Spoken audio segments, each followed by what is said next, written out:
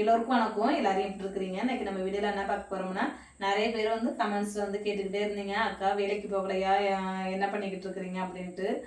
அதுக்கான ரீசனை தான் வந்து சொல்ல போகிறேன். ஏன் வேலைக்கு போகலன்னா, இப்போ வந்து நான் ஒரு வாரமாக வந்து வேலைக்கு போகல. இந்த மாதம் சேல்ரி வாங்கிட்டு 5ஆம் தேதியோட வந்து நான் நின்றுட்டேன்.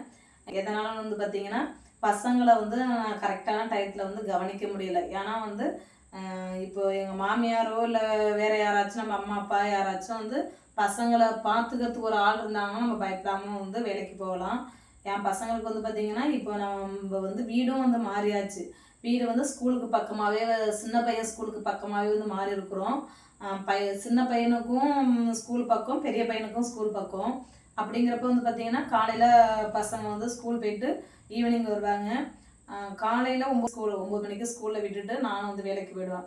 ஈவினிங் டயத்தில் வந்து பார்த்திங்கன்னா 2 மணிக்கு நம்ம வரலாம்.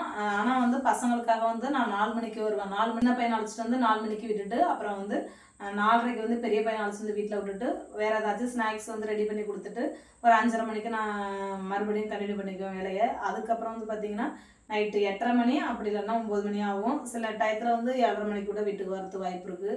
அதே போல் டயத்தில் வந்து பார்த்திங்கன்னா நைட்டு 8:30 9ங்கிறப்ப வந்து பார்த்திங்கன்னா பசங்களுக்கு வந்து தூக்கம் வந்துடும். அப்புறம் வந்து பார்த்திங்கன்னா அவங்கள வந்து கரெக்டான டயத்தில் வந்து கவனிக்க முடியல. இப்போ நம்ம வீட்டில் இருந்தோம்னா ஏதாச்சும் ரெடி பண்ணி கொடுப்போம், படிக்க சொல்லி கொடுப்போம். அப்புறம் வந்து ஸ்கேட்டிங் கிளாஸும் வந்து பசங்க போய்கிட்டு இருந்தாங்க. எல்லாமே வந்து பார்த்திங்கன்னா அதுக்கும் நான் அழைச்சிட்டு போக முடியாமல் டோட்டலாக அப்படியே மாறிட்டு நான் அழைச்சிட்டு போக முடியலை. அதுக்கப்புறம் வந்து வீட்டுக்காரவங்க சொன்னாங்க, இதேமாரி வந்து சின்ன பையனுக்காக தான் வந்து நான் ஏற்கனவே சொல்லியிருக்கிறேன், சின்ன பையனுக்கு வந்து ஃபிக்ஸ் இருக்குது, அதுக்காக தான் நாங்கள் மன்னார்குடியில் இருக்கிறோம் அப்படிங்கிறத வந்து சொல்லியிருந்தேன். இப்போ வந்து பார்த்திங்கன்னா பனி டைம் ஆரம்பிச்சுட்டு மழையும் வந்து ஆரம்பிச்சிடும். இனிமேல் வந்து பார்த்திங்கன்னா ஒருத்த வந்து வீட்டில் வந்து என் சின்ன பையனுக்காகவே இருக்கணும். இப்போ ஸ்கூல் விட்டு வந்தாலும் ஸ்கூலில் வந்து மிஸ் பார்த்துக்குவாங்க. இப்போ ஸ்கூல் விட்டு வீட்டுக்கு வந்துட்டால் ஒரு ஆள் வந்து கண்டிப்பாக வீட்டில் இருந்தே ஆகணும். ஏன்னா அவனுக்கு எந்த டயத்தில் என்ன பண்ணணும்னே தெரியாது.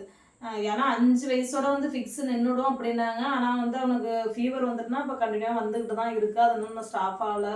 வயசும் 7 ஆகிட்டு, இப்போ 8வது வயசும் வரப்போகுது. எம்ஆர்ஐ ஸ்கேனும் எடுத்துருக்கோம். அது வந்து நரம்பு சம்மந்தமான பிரச்சனை இருக்குது ஓரளவு. அது எப்போ வந்து ஓரளவு அப்படியே கிளியர் ஆகிடுமான்னு சொல்லியிருக்கிறாங்க. ஆனால் வந்து இன்னும் வந்து கிளியர் ஆகலை. அதனால் வந்து பார்த்திங்கன்னா பசங்களுக்கு வந்து ஒரு ஆள் கண்டிப்பாக இருக்கணும். மாமியாரை வந்து இருக்க சொன்னோம்னா அவங்க வந்து நைட்டுக்கு வராங்க, காலைல போய்ட்றாங்க. அவங்களுக்கு வந்து அது என்னமோ தெரில, அந்த இடம் அவங்களுக்கு செட் ஆகலை என்னன்னு தெரில. ஏற்கனவே இருந்த வீடு 3வது மாடியில் இருந்தால் அதனால் அவங்க வர முடியல.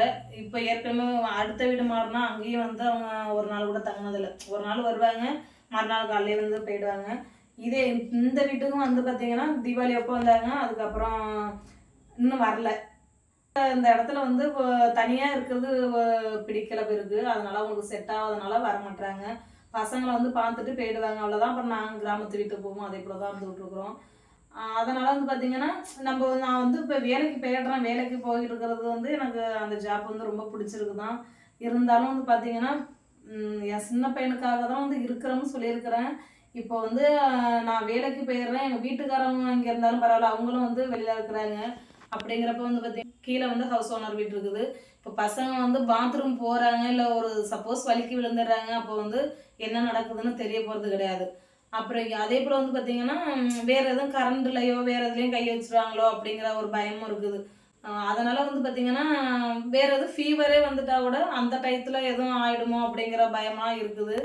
இன்னைக்கு இந்த வேலையை பார்த்தோம்னா நம்ம பசங்களுக்கு வந்து நீனும் இல்லை நானும் கூட இல்லாமல் காலைல போய்ட்டு நைட்டு வந்து பார்க்குற மாதிரி இருக்குது, அதனால் போவேணா அப்படின்ட்டாங்க. அப்போ நானும் யோசித்து பார்த்தேன், வேலைக்கு போகணுன்னு தான் ஆசை. ஆனால் பெண் குழந்தையாக இருந்தால் கூட வந்து பார்த்திங்கன்னா நம்ம கூடயே ஒரு 20 வயசு வரையும் இருப்பாங்க, 25 வயசு 30 வயசு வரையும்.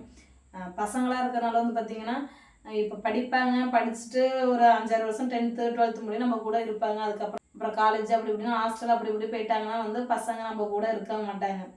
இந்த டயத்தில் அவங்க கூட இருந்தால் தான். அதனால் வந்து பார்த்திங்கன்னா பசங்களுக்காக தான் வாழ்கிறோம். நம்ம பணம் எப்போனாலும் சம்பாதிச்சுக்கலாம்.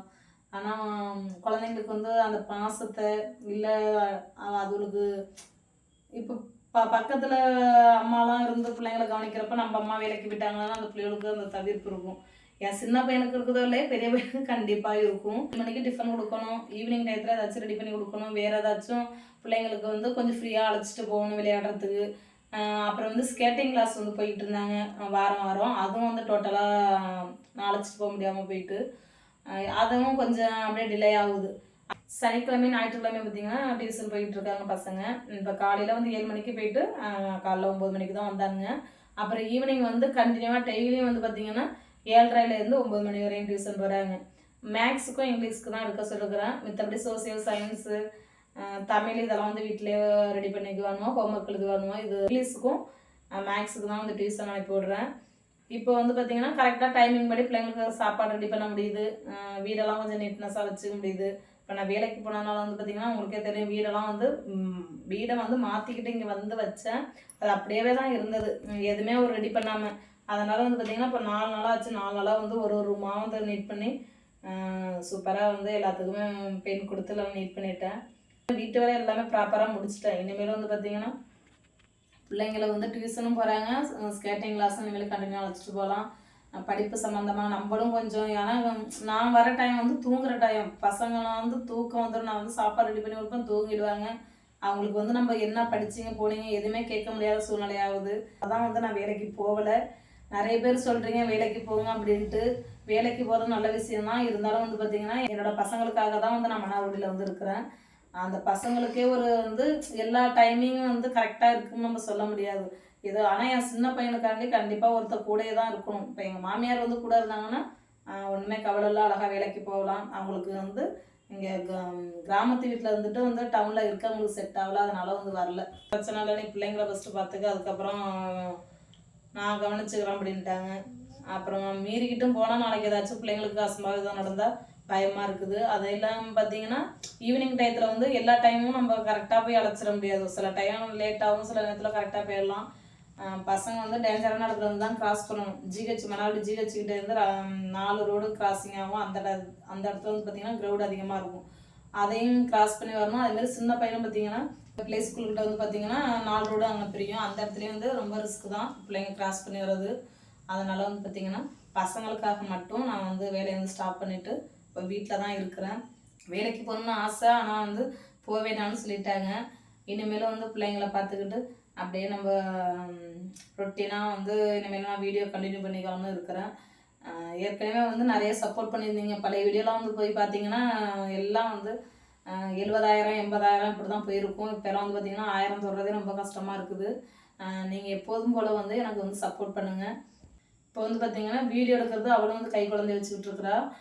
அவளும் வந்து இப்போ வீடியோ எடுக்க எனக்கு ஹெல்ப் பண்ணுறா. சரின்னா நானும் வந்து பசங்களை பார்த்தா மாதிரியும் இருக்கும், வீடியோ எடுத்தா மாதிரியும் இருக்கும். அப்படிங்கிறனால தான் வந்து வீட்டிலே இருந்துக்கிட்டு ரன் பண்ணிக்குவோம் அப்படின்னு இருக்கிறேன். எப்படி சப்போர்ட் பண்ணிங்களோ அதேமாரி வந்து தொடர்ந்து வந்து சப்போர்ட் பண்ணுங்கள். இதுதான் ரீசன். நிறைய பேர் வந்து கமெண்ட்ஸில் கேட்குறீங்க, அக்கா எவ்வளோ தான் கஷ்டம் இருந்தாலும் வந்து வேலைக்கு போகாமல் இருந்துடாதீங்க அப்படின்ட்டு. உங்களுக்கு மேலே எனக்கு நிறைய ஆசை இருக்குது. ஆனால் அந்த போன இடம் வந்து பார்த்திங்கன்னா அந்த கிளினிக் வந்து அவ்வளோ ஒரு சூப்பராக வந்து எல்லாருமே வந்து ரொம்ப அன்பாக இருப்பாங்க. மேம் சார் எல்லாருமே வந்து பார்த்திங்கன்னா ஒரு ஒரு ஃபேமிலியாக தான் வந்து நம்மளை பார்ப்பாங்களே ஒழிஞ்சு வேற்றுமையாக பார்க்க மாட்டாங்க. ஆனால் வந்து அந்த இடத்துல நான் போகாமல் நின்னது எனக்கு ரொம்ப கஷ்டமாக இருக்குது. இதுதாங்க ரீசன்.